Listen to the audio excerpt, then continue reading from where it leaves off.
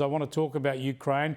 We've all spoken about how Donald Trump's put so much pressure on Vladimir Zelensky. He's now agreeing to a ceasefire. It's a matter of getting Vladimir Putin to agree to a ceasefire on the Russian side, and Donald Trump's starting to put pressure on Putin. Have a look. There are things you could do that wouldn't be pleasant in a financial sense. I can do things financially that would be very bad for Russia. I don't want to do that because I want to get peace. I want to see peace, and we'll see. But in a financial sense, yeah, we could do things very bad for Russia. It would be devastating for Russia, but I don't want to do that because I want to see peace. Yeah, that's the latest from Donald Trump. What do you expect to see unfold next, Alexander?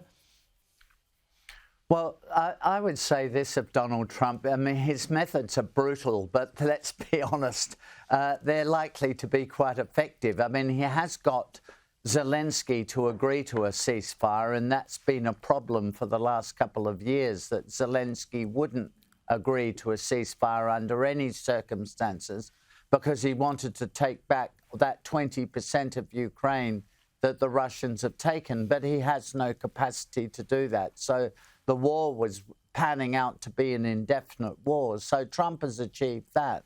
I mean, I think the Russians might agree to a ceasefire, and there will be an indefinite negotiation over a peace agreement. But it will probably never conclude. It'll be like the ceasefire on the Korean Peninsula in the early 1950s. There still isn't a peace treaty on the Korean Peninsula. I think it will be like that. But I mean, I'm with Trump. I think it's important to stop the killing.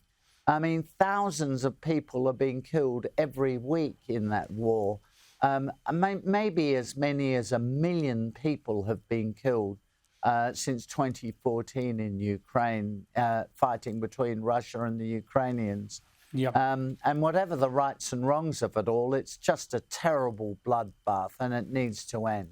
Just before we let you go, the tariffs kerfuffle between Australia and the US.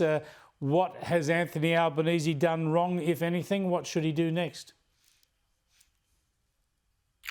Well, it would be a huge mistake for Australia to do what the Canadians and the Europeans have done and introduce retaliatory tariffs. That is just self-harm. So Australia should resist the temptation of sort of going feral, introducing retaliatory tariffs and denouncing Trump, accusing him of bad faith and so on. To be honest, Trump promised to do all of this during the election campaign. Anyone who followed the American presidential election campaign last year would know that these tariffs were coming, and they're going to be universal. There won't be a carve-out. Of course, politically, the Australian government will say it'll keep lobbying, but the aluminium and steel tariffs only affect 0.2% of our trade, so they're not going to be devastating. What would be bad would be if tariffs were introduced on lamb and beef, some of our important agricultural exports to the United States. That would be more problematic.